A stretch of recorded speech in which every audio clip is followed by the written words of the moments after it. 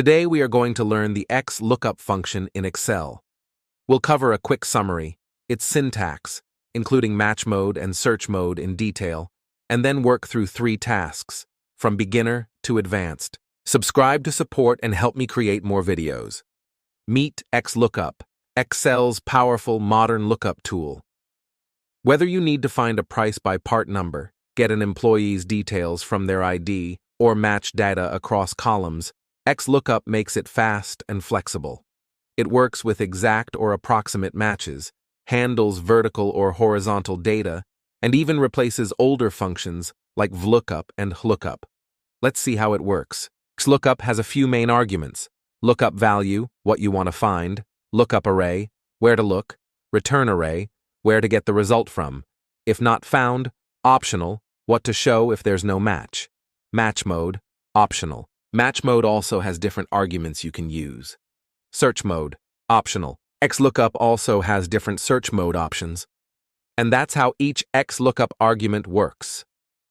Time to see XLOOKUP in action with a real example. Now we don't need this. We'll use this sample row data for our tasks. For our first task, we'll do a simple XLOOKUP that brings one value. I'll use the name cell as the lookup value and the name column from our data as the lookup array. To get the department, I'll use the department column as the return array. If there's no match, I'll type not found. Match mode is exact, and we'll search from the first item. Type any name in the name cell, and it will show their department.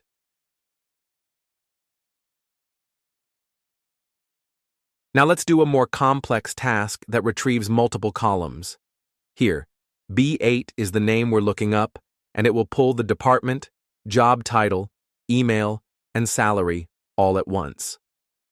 We fix the lookup and return arrays so they don't change when we drag the formula down.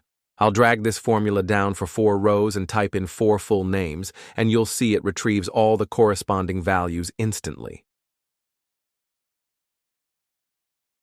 Now let's move on to using multiple conditions with XLOOKUP. Here's the function I'm using.